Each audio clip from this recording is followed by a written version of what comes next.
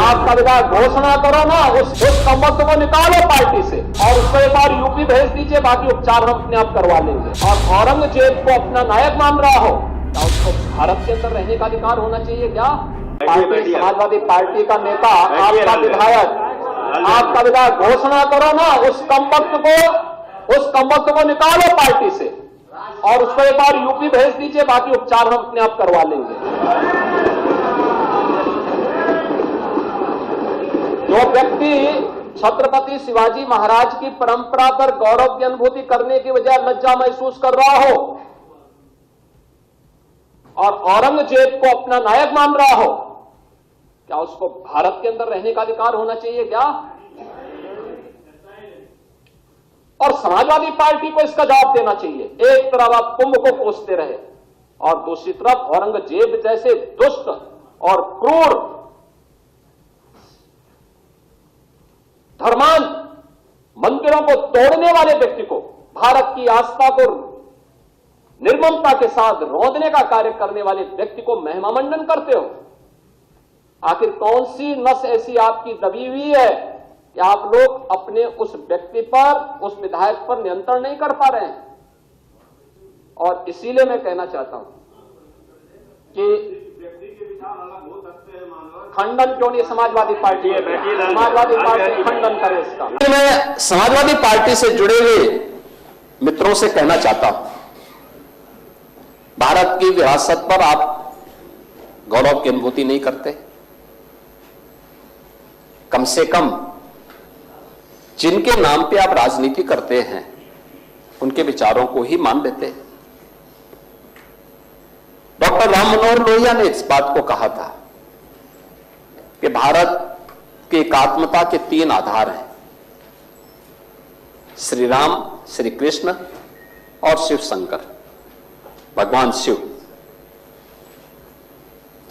जब तक भारत की जनता इन 3 देव महापुरुषों के प्रति श्रद्धा का भाव रखेगी, तब तक भारत को भारत बने रहने से कोई रोक नहीं सकता। दुनिया की कोई ताकत भारत का बात नहीं कर सकता।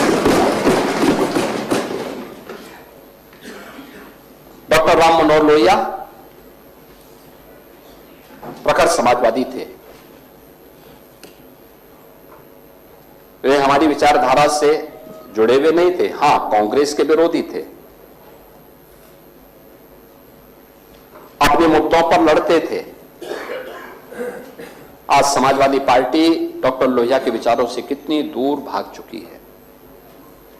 आज राम को, कृष्ण को, शिव की परंपरा को, भारत की विरासत को कोसना यह समाजवादी पार्टी का मानो जीवन का उद्देश्य हो गया।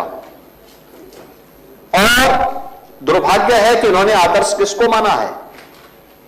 यानी औरंगजेब को। औरंगजेब को वे लोग अपना आदर्श मान रहे हैं।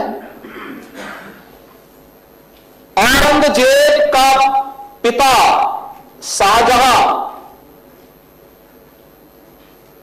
अपनी जीवनी में लिखता है, अपनी आत्मकथा में लिखता है कि खुदा करे कि ऐसा कमबख्त किसी को पैदा न हो। उसने आगरा के किले में अपने बाप को कैद करके रखा, एक एक बूंद पानी के लिए तरसाया।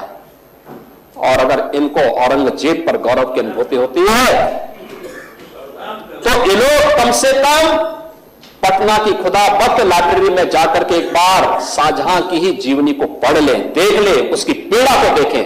हां, जिनका आचरण औरंगजेब जैसा है वे लोग औरंगजेब पर गौरव की अनुभूति करें, लेकिन भारत को कम से कम इस पर न करें। और समाजवादी पार्टी को इसका जवाब देना चाहिए। भारत की आस्था पर प्रहार करने वाला दुर्दांत, धर्मांत, क्रूर शासक, उसको समाजवादी पार्टी आदर्श मानती है।